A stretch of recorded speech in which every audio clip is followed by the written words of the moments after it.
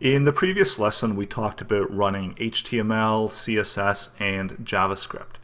So oftentimes you might require also installing MySQL. So that's if you have a database running, PHP, as well as you might require a local server to run on your system.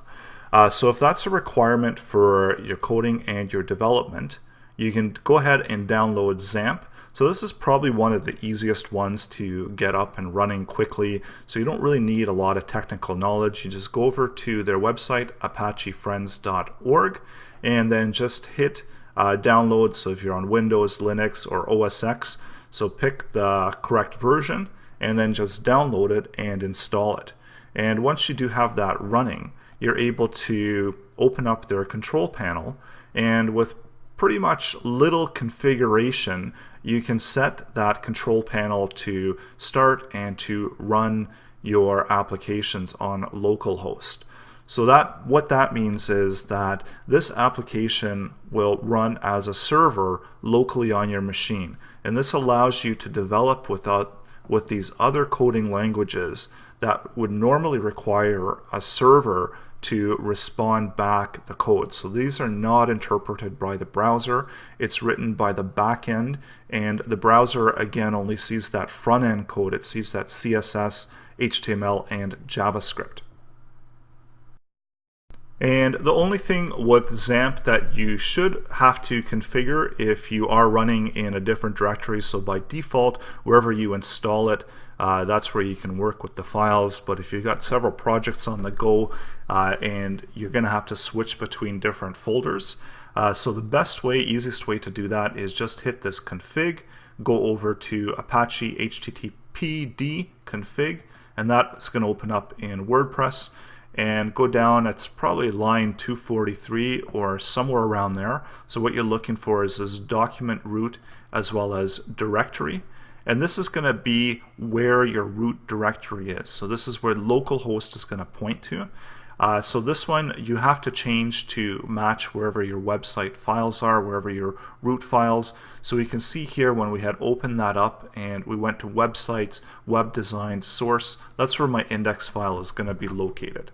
So all I have to do is just type that in there like this, and this one like this, save it, and now when I have to stop it and restart it, and now when I go to localhost, and just to look at the website over here, so this is what it's going to be displayed at by default on your within your browser. So again, it's skipping over all this meta information and source information, and just looking at this body content and whatever content it has to output there. So you can see here we've got a basic boilerplate that we're using for HTML5, and we've got our content, we've got our navigation, our footer, and our header.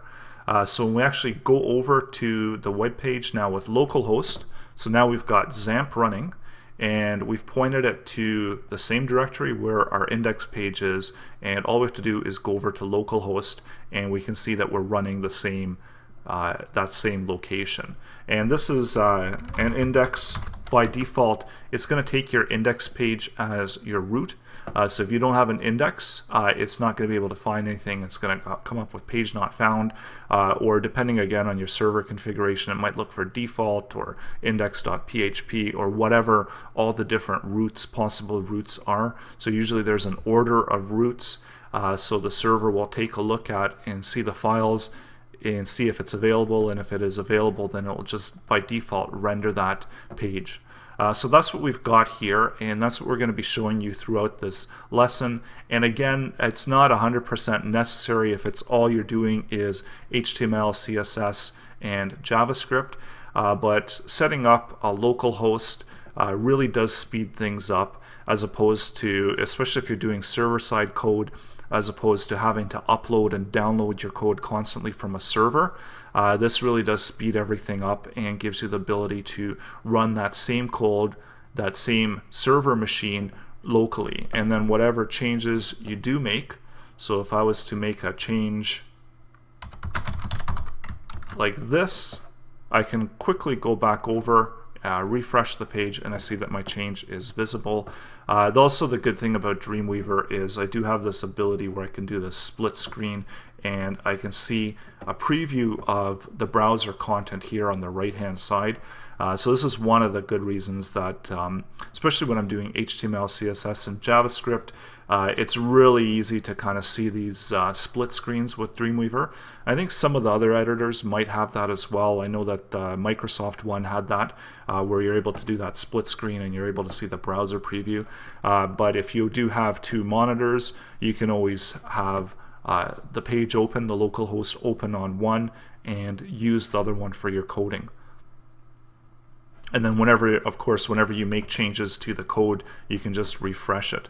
There's also some online options.